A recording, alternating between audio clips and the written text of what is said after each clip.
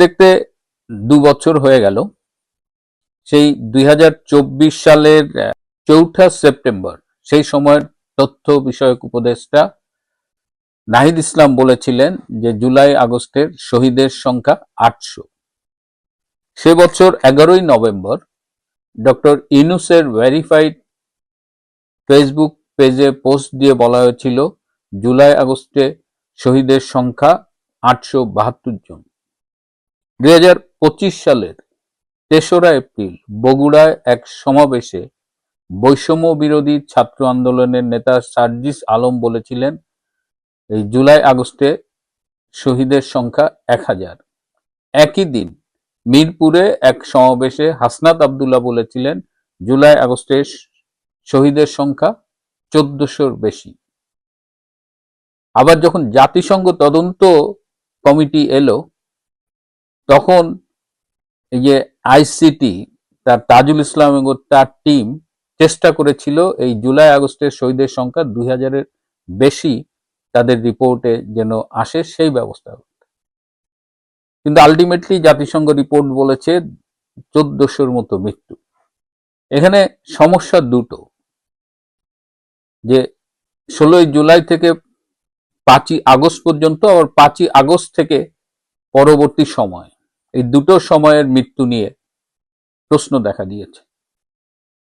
সরকারি যে সংজ্ঞা, শহীদের সংজ্ঞা, জুলাইয়ের শহীদের সংজ্ঞা, সেটা হলো যে শেখ হাসিনার সরকারের আইন শৃঙ্খলা বাহিনীর হাতে কিংবা সেই সময় সরকার দলীয় নেতাকর্মীদের হাতে নিহত আন্দোলনকারীরা, যারা জুলাই আগস্টে আন্দোলন করেছে, তারাই জুলাই শহীদ। সেই হিসেবে 16ই জুলাই থেকে 4 আগস্ট পর্যন্ত বলা যায়, বা 5ই আগস্ট প্লাস মাইনাস।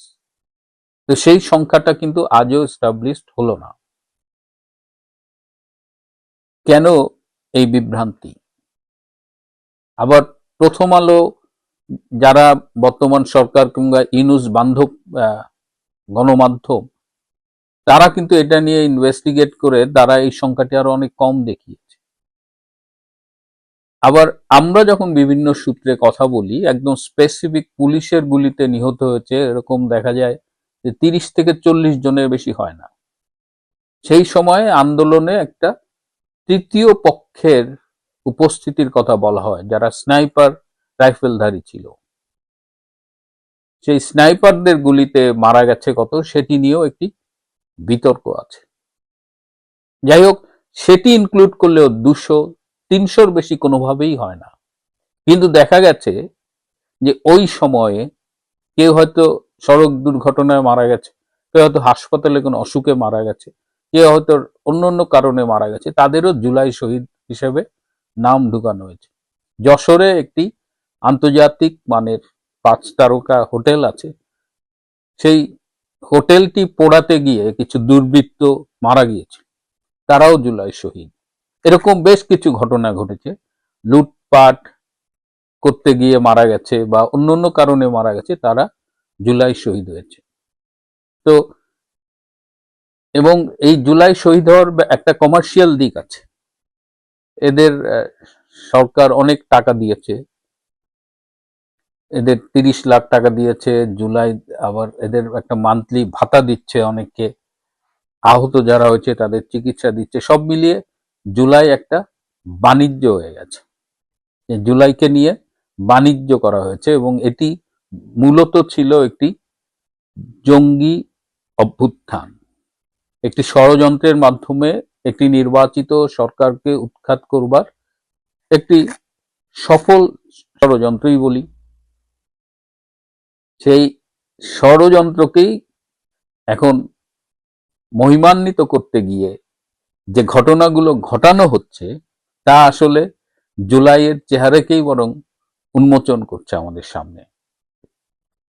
তো আজকে যেহেতু জুলাইয়ের একদম শেষ, তো এই বিতর্ক আবার নতুন করে উঠেছে এবং এই বিতর্কে যে প্রশ্নগুলো উঠছে, সরকার পক্ষ কিন্তু কিংবা জুলাই আগস্টের যারা আন্দোলন করেছিলেন, তারা কিন্তু এই প্রশ্নগুলোর জবাব ঠিকমতো দিতে পারছে না।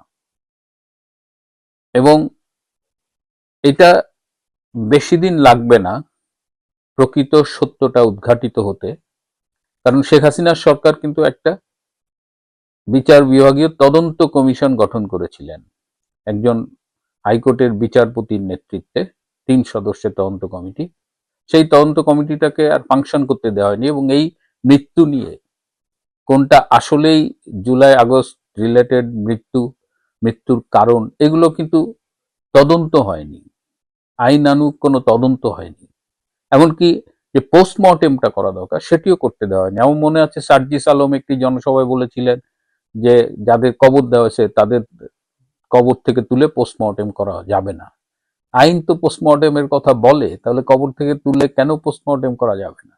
তিনি এটাকে একটা পাবলিক সেন্টিমেন্টের জায়গা থেকে তুলে পোস্টমর্টেমটা ঠেকিয়ে দিয়েছেন, কারণ তিনিও জানেন যে পোস্টমর্টেম করলে প্রকৃত সত্যটা বেরিয়ে আসবে এবং সেক্ষেত্রে এই যে জুলাইয়ের 800 বলেন 700 বলেন এর অধিকাংশই ভুয়া।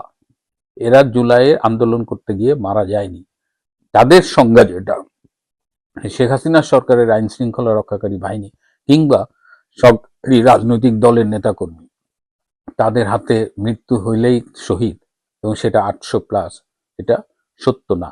এবং মিথ্যাকে যতই আপনি চেষ্টা করেন সেটাকে আলটিমেটলি এস্টাবলিশ করা যায় না।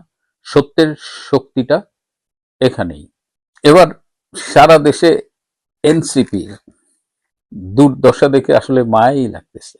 সেই যে গত বছর জুলাই মাসে গোপালগঞ্জে গিয়েছিল মাস্তানি করতে, এমন শিক্ষা দিছে যে পরে পুলিশের এপিসিতে করে পালিয়ে আসতে হয়েছে, আর্মির প্রোটেকশনে পালিয়ে আসতে হয়েছে। কিন্তু এবছর যারা আর্মির প্রোটেকশনটা পাচ্ছে না, কারণ আর্মি ব্যস্ত, ওয়াকার নিজেরই তার অবস্থান ঠিক নাই, আর্মির ভেতরে কি হচ্ছে না হচ্ছে, তো আর্মি এবার আর এনসিপির প্রোটেকশন দিতে পারে নাই, যদিও তারা চেয়েছিল। তো তাদের শুরুতেই সাভারের সেই টঙ্গীর কাছে আপনাদের মনে আছে যে একটা ছোট্ট বোম টোম ফুটায় তাদের সমাবেশ ভণ্ডুল। আবার গতকাল তারা হবিগঞ্জে গিয়েছিল, হবিগঞ্জে গিয়ে সেখানকার যে এমপি মিস্টার গাউস, খুব পপুলার বিএনপি লিডার, বা তিনি আওয়ামী লীগ আমলেও ইলেক্টেড মেয়র ছিলেন, সেই পপুলার এমপিকে নিয়ে এই নাসির উদ্দিন পাটোয়ারি খুব আজে বাজে কথা বলেছেন।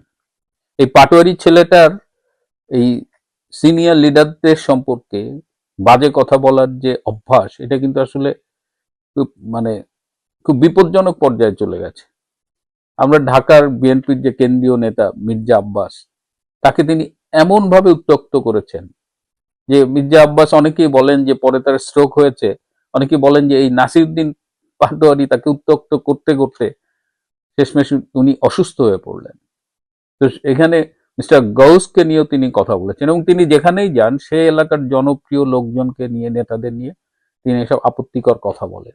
তো হবিগঞ্জে বিএনপি ভালোই মাইট দিছে, আপনারা অনেক ভিডিও দেখেছেন, কিন্তু নাসিরউদ্দিন পাটোয়ারি যে মাইটটা খাইছে, যে বাড়িগুলা দিছে, এই ভিডিও খুব একটা দেখলাম প্রচার হয়নি। আমার কাছে একটা ফুটেজ আছে, ইউটিউবে দেখাতে পারছি না। তো অনেকেই বলছেন যে এগুলো সব সাজানো নাটক, যে এনসিপি মায়ের খেয়া খেয়া, জামাত যেহেতু খুব ইমেজ সংকটে চলে গেছে, জামাত সৎ লোকের দল দাবি করেছিল, কিন্তু এখন দেখা যাচ্ছে জামাত আসলে ধর্ষকের দল। আমি আমার এক ছোট ভাইকে বলেছিলাম যে ভিডিও ফুটেজগুলো একটু কালেক্ট করে রেখো, এই যে গাজী নজরুল সহ বিভিন্ন জামাতের নেতাদের। তো 21টা ভিডিও ফুটেজ কালেক্ট করার পরে বলছে ভাই আরো লাগবে, এমন না আর লাগবে না।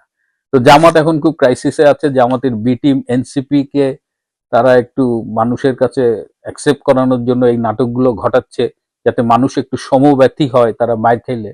কিন্তু ঘটনা অন্য, এনসিপি মাইর খাচ্ছে, ফেসবুকে মানুষের হাহা রিয়াক্ট দেখে মনে তো হয় না যে তারা মাইর খেলে মানুষ ব্যথিত হয়। তো তাদের এই নাটকগুলো নিজেরা করাক কিংবা পাবলিক তাদের পিটাক, যাই হোক, এনসিপির যে সামনে খুব ভালো দিন আসতেছে সেটা আপাতত মনে হচ্ছে না। তো এনসিপি এই মুহূর্তে ভীষণ মাইন্ডকেয়ার চিপায় আছে এবং যে যেখানে পারতেছে এনসিপি কে দিচ্ছে মায়ের, এবং তারা মায়ের খাচ্ছে আর বলছে প্রশাসন আমাদের বাঁচাচ্ছে না, সেভ করছে না। প্রশাসন আসবে না, বাংলাদেশের রাজনীতি যা বলে তাতে প্রশাসন আসবে না। বরং একজন পুলিশের কনস্টেবল বলল যে মাইর খাচ্ছে খাক, ওদের কে বাঁচাইতে যাবে। এবং বলছে, সেই কথা ভিডিওতে বলছে, এবং বলছে এর জন্য যদি আমার চাকরি যায় যাবে, কয় টাকা আর বেতন পাই। তো এনসিপির অবস্থা, না প্রশাসন না সাধারণ মানুষ কেউ তাদের দেখতে পারতেছে। তো নাটক করুক আর যাই করুক, মায়ের উপরেই তাদের আগামীতে থাকতে হবে বলে